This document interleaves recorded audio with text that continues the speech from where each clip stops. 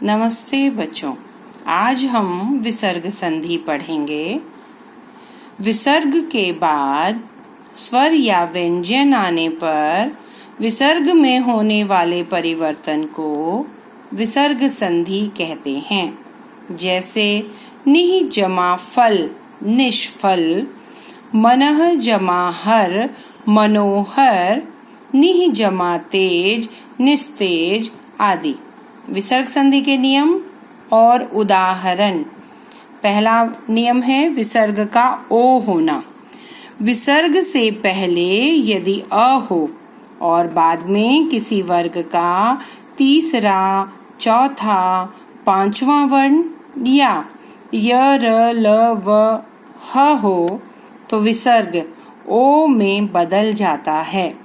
अधः जमा गति अधोगति, मनः जमा रथ मनोरथ, यशः जमा दा यशोदा, मनः जमा विज्ञान मनोविज्ञान, मनः जमा बल मनोबल, तपः जमा बल तपोबल, तमः जमा गुण तमोगुण, पयः जमा द पयोद। दूसरा नियम है विसर्ग का र बनना। ये र स्वर रहित है और यह शब्द के ऊपर लगता है। रूफेन, इस प्रयोग को र का रूफेन प्रयोग कहते हैं। देखिए जरा नियम पढ़िए। विसर्ग से पहले अ आ से भिन्न, भिन्न माने अलग, कोई स्वर हो और बाद में कोई स्वर किसी वर्ग का तीसरा, चौथा, पांचवा वर्ण या य, र, ल, व, ह हो तो विसर्ग र हो जाता है। र के नीचे हलंत है। इसका अर्थ यह है कि र स्वर रहित है। जैसे निह जमा धन निर्धन, र ऊपर गया ध के, इसको स्वर रहित र है ये। निह जमा यात निर्यात, दुह जमा बल दुर्बल, पुनः जमा जन्म पुनर्जन्म, आशीहि जमा वाद आशीर्वाद। आशीर्वाद में मात्रा लगाते समय गलती होती है, ध्यान देंगे, र व पर जाएगा। निह जमा भय निर्भय, दुह जमा आचार दुराचार, निह जमा आहार निराहार। आप कहेंगे कि यहाँ पर र ऊपर नहीं गया, यहाँ पूरा लिखा गया है, ऐसा क्यों? ऐसा इसलिए क्योंकि दुह विसर्ग के आगे स्वर है और वो भी दीर्घ स्वर आ, तो उसी की वजह से वह पूरा हो गया। दुराचार और ऐसे ही निराहार। अगला नियम है विसर्ग का श शलगम होना। विसर्ग से पहले यदि कोई स्वर और विसर्ग के बाद च, छ या श हो तो विसर्ग का श शलगम वाला श हो जाता है। यह भी आधा ही होता है, अर्थात यह भी स्वर रहित होता है। जैसे निह जमा चल निश्चल, दुह जमा शासन दुशासन, निह जमा छल निश्छल, निह जमा चिंत निश्चिंत, हरि ही जमा चंद्र हरिश्चंद्र। अगला नियम है विसर्ग का स सपेरा होना। विसर्ग के बाद यदि त या स हो तो विसर्ग का स हो जाता है। यहाँ पर भी स आधा ही बनेगा, स के नीचे हलंत नजर आ रहा होगा।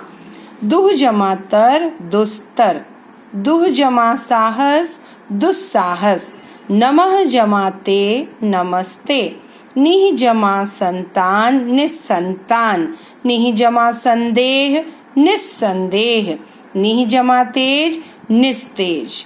अब है विसर्ग का श षटकोण वाला श होना। यदि विसर्ग से पहले ई या ऊ और बाद में क, ख, ट, ठ, प, फ में से कोई वर्ण हो तो विसर्ग का श हो जाता है। दुह जमा कर्म दुष्कर्म, निह जमा काम निष्काम, धनु जमा टंकार धनुष टंकार, निह जमा ठुर निष्ठुर, निह जमा पाप निष्पाप, निह जमा फल निष्फल। विसर्ग का लोप और पूर्व स्वर का दीर्घ हो जाना। यदि विसर्ग से पहले अ या आ हो और विसर्ग के बाद कोई भिन्न स्वर माने अलग स्वर हो तो विसर्ग का लोप हो जाता है। लोप हो जाना माने छिप जाना, विसर्ग खत्म हो जाता है, हट जाता है। अतः जमा एव अतएव, ततः जमा एव ततएव। अगला नियम है पूर्व स्वर दीर्घ और विसर्ग का लोप। यदि विसर्ग के आगे र हो तो विसर्ग लुप्त हो जाता है और विसर्ग से पहले का स्वर दीर्घ हो जाता है। जैसे निह जमा रोग निरोग। आप देखिए नि की मात्रा बदल गई, लघु से दीर्घ हो गई। निह जमा रस नीरस, निह जमा रज नीरज।